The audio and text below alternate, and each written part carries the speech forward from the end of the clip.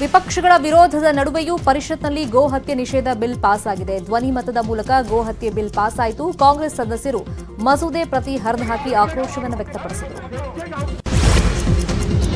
ಮಲ್ಲಿಕಾರ್ಜುನ ಖರ್ಗೆಗೆ ಬೆದರಿಕೆ ಕರೆ ಬಂದಿದೆ. ಮಧ್ಯಪ್ರದೇಶದಿಂದ ಕರೆ ಮಾಡಿ ಬೆದರಿಕೆ ಹಾಕಲಾಗಿದೆ. ಪ್ರಧಾನಿ ವಿರುದ್ಧ ಮಾತನಾಡಿದರೆ ನಿಮ್ಮನ್ನ ಬಿಡಲ್ಲ ಅಂತ ಅಪರಿಚಿತ ಬೆದರಿಕೆಯನ್ನು ಹಾಕಿದ್ದಾರೆ.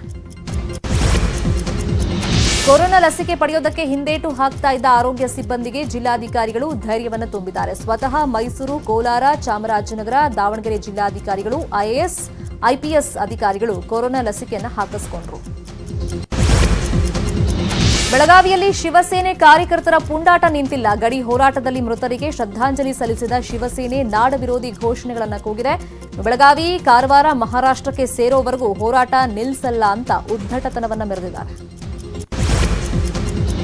ಎರಡನೇ ಇನ್ನಿಂಗ್ಸ್ನಲ್ಲಿ ಇಂಗ್ಲೆಂಡ್ 178 ರನ್ಗಳಿಗೆ ಆಲ್ಔಟ್ ಆಗಿದೆ. ಟೀಂ ಇಂಡಿಯಾ ಗೆಲುವಿಗೆ 420 ರನ್ಗಳ ಟಾರ್ಗೆಟ್ ಕೊಟ್ಟಿದೆ. ನಾಳೆ ಕೊನೆ ದಿನವಾಗಿದ್ದು ಮೊದಲ ಟೆಸ್ಟ್ ಪಂದ್ಯ ತೀವ್ರ ಕುತೂಹಲ ಕೆರಳಿಸಿದೆ.